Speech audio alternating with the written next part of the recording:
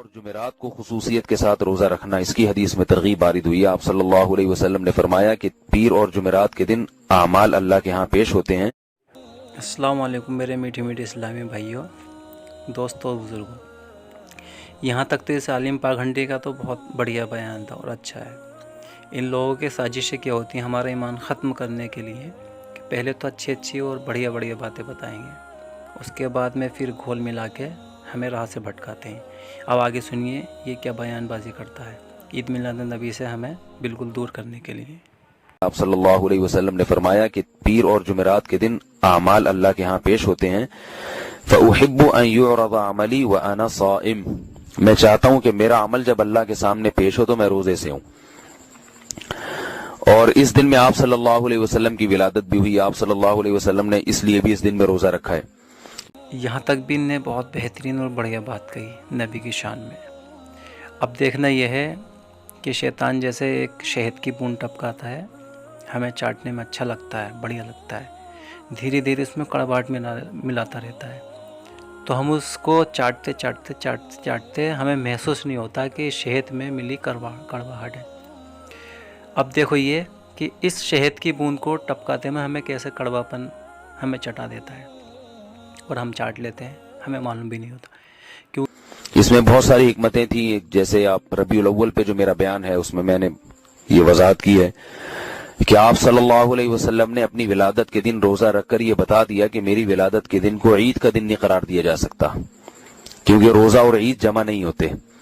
تو اس پاکھنڈ کو کوئی یہ بتایا کہ رمضان کے مہینے کی عید نہیں ہے، یہ ہمارے آقا کا ولادت کا وقت ہے جسے ربیع الاول یعنی عید میلاد النبی کہتے ہیں۔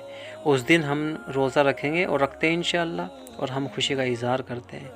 یہ یہودیوں کے سازش کے عالم بنے ہوئے ہوتے ہیں جو ہمیں گمراہ کرنے کے لیے عالم کو بنا کر کھڑا کر دیا جاتا ہے۔ ہمیں لگتا ہے کہ ہمارا عالم ہے۔ ضروری تھوڑی ہے کہ کوے کے اوپر سفید پینٹ کر کے سامنے بٹھال دو تو کبوتر ہی ہوگا، جب پتہ لگے گا بولنے پر کہ یہ کوا ہے۔ جب تک وہ بولے گا نہیں تو دور سے ہم کبوتر ہی سمجھیں گے نا۔ اسی طرح ان لوگوں کا لباس پہننا اوڑھنا ہمارے جیسا، پر یہ ہوتے یہودی ہیں۔ کوئی بھی اگر اس طرح کا کبوتر آپ دیکھیں تو سمجھ جانا یہ کوا ہے، یعنی کہ داڑھی کرتا پاجامہ ہوتا ضرور ہے، پر جب یہ بولتے ہیں تو دل میں سے آواز ایسی نکلتی ہے بدبودار، کوئی سلیقہ نہیں، چہرے پہ نور نہیں، بدنما دھبا ہیں مسلمان کے نام پر، ہمیں گمراہ کرتے ہیں، چمچے ہیں یہودیوں کے، کتے ہیں سالے یہ حرام خور۔ اس کا کہنا یہ ہے کہ اس دن یعنی پیر کے دن آقا کی پیدائش کا دن ہے، اور اس لیے خود بھی نبی روزہ رکھتے ہیں۔ دیکھنے والی بات یہ ہے ہمیں تو عید کا نام دے کر روزہ رکھنے کو منع کر رہا ہے، اور خود اپنی ولادت کے دن یعنی عید کے دن آپ نے روزہ رکھا۔ سنو اس کی زبانی، میں سنواتا ہوں آپ کو کہ اس نے یہی بات کہی اور ہمیں گمراہ کر رہا ہے۔ انہی کی باتوں میں سب کے لیے جواب ہوتے ہیں اگر ڈھونڈا جائے تو۔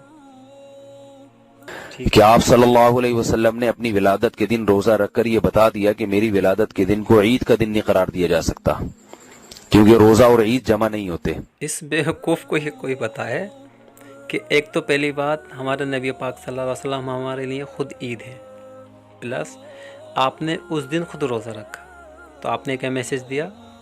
جس دن آپ نبی پاک صلی اللہ علیہ وسلم کے پیدائش یعنی عید، اور اسی دن آپ کا روزہ، تو یہ تو خود ہی آپ نے ہمیں میسج دے دیا کہ جو آپ کے اصول یعنی نبی پاک صلی اللہ علیہ وسلم کے اصول ہیں وہی ہم اپناتے ہیں، تو اسی کو ہم سنت کہتے ہیں۔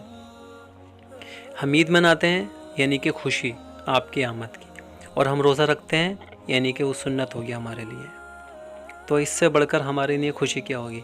ان پاکھنڈیوں کی ساری باتیں بہت اچھی ہوتی ہیں، ساری اچھی بات کرتے ہیں، وہ باتیں اچھی اس لیے کرتے ہیں تاکہ ان اچھی باتوں میں گھول ملا کر بری سی بات ہمارے سامنے پیش کی جائے اور ہمیں بہتر لگے، اور ہم مان لیں ہاں یار یہ بات تو صحیح ہے، بہتر ہے، اور یہ بھی بہتر ہو سکتی ہے۔ پر یہ خبر نہیں شیطان کی کیا کیا چالیں ہوتی ہیں، اس میں گھول ملا کر سارا کچھ بھی ہو سکتا ہے۔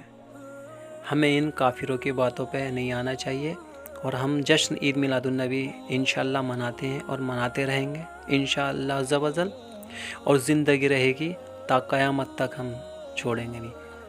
ये यहूदियों के पाले हुए औलादें होती हैं जिनका मिशन हमें मज़हब से और नबी से दूर करना होता है। जब हम अपने नबी से दूर हो जाएंगे तो हमारा ईमान हो जाएगा कमज़ोर। जब ईमान कमज़ोर हो जाएगा तो हमें ये वैसे ही मार लेंगे, क्योंकि जब तक ईमान मजबूत है तो न ही हमें तलवार से काट कर भी काट नहीं सकते, बम से उड़ा कर भी नहीं उड़ा सकते, क्योंकि हमारे सीने में हमारे नबी का नाम है। खुदा सा हुआ दिल में रसूल का नाम।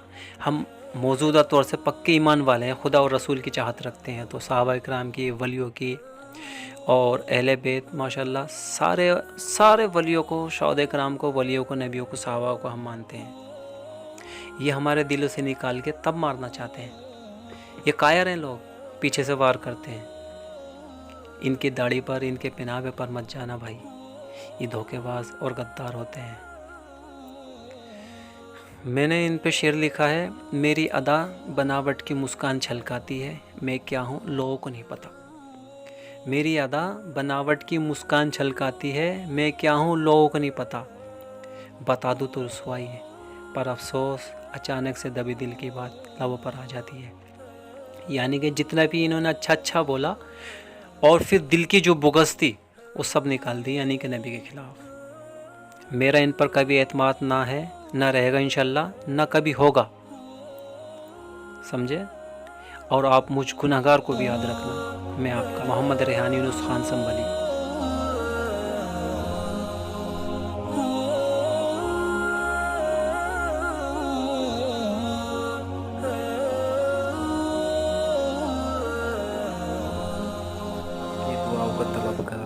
मोहम्मद रेहान यूनुस खान। हमारे इस चैनल को सब्सक्राइब करके साथ ही में बेल आइकन को भी प्रेस कर दें।